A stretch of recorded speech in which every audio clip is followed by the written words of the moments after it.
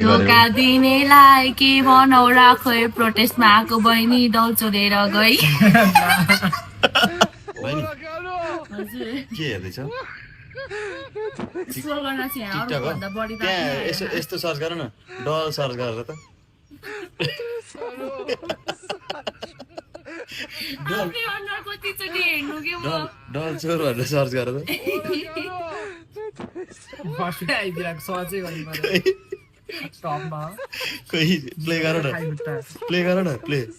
ठुलो पार न आवाज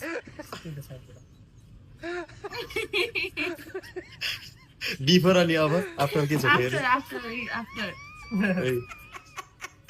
आफ्टर चाहिँ यो बिफोर त्यो यो आफ्टर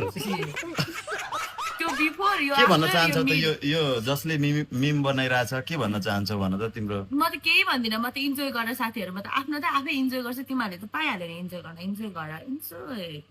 बी पोजिटिभ यति हो मैले भने भन न केही भन्देऊ नि अब के भन्नु तिमीले के गर्यौ डल कहाँबाट ल्यायौ कहाँ लगेर के गर्यौ धोका दिनेलाई के भनौ राखै प्रोटेस्टमा आएको बहिनी दल चोरेर गई साह्रै मजाको मान्छे रहेछ यार तिमी है भयो मलाई कस्तो गर्मी भइरहेछ फसाएको हो क्या है तर तिमीलाई त्यो दिने मान्छे चाहिँ को हो त त्यो डल दिने मान्छे दिने मान्छे एउटा सानो भाइ रहेछ होइन सिसाले त्यहाँभित्र गाडी लिन गाडी छ त्यो भाइ अनि डल सर टक्क हातमा बोकेर हिँड्दा त दिए अनि त्यहाँ भुइँमा ब्याग रहेछ बुक चाहिँ मैले ऊबाटै लिएको थिएँ त्यो राख्ने सेक्टर हुन्छ नि दुइटा बुक लिएको थिएँ अनि त्यो भाइबाट लिएँ मैले पछि त त्यही भाइ फेरि गाडी चलाउँदै हिँडिरहेको रहेछ बाटोमा अनि त्यहाँबाट लिएर तल आएर त्यो आन्टी त ल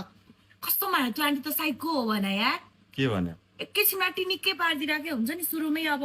त्यहाँ मान्छेहरू कति केही गरिआएको छ त्यो चाहिँ नदेखेर होइन सिधै मलाई टार्गेट गरेर उसलाई उठाउन आयो अनि त्यस्तो गरेपछि त कसलाई चित्त बुझ्छ त होइन बिहानदेखि रातभरिसम्म कराए अनि दक्षिणा हराए जस्तो भयो त्यस्तो भयो नि त अनि लगेर मलाई के थाहा थियो त्यत्रो कन्ट्रोभर्सी हुन्छ भनेर थाहा थिएन नि त अनि त्यो जलाको पार्टहरू चाहिँ होइन तर पनि केही छैन लाइफ भनेको कति हार्ड टाइमहरू आउन बाँकी छ यस्तो इजिएस्ट टाइमहरूमा त के गिभ अप गर्नु त्यही हो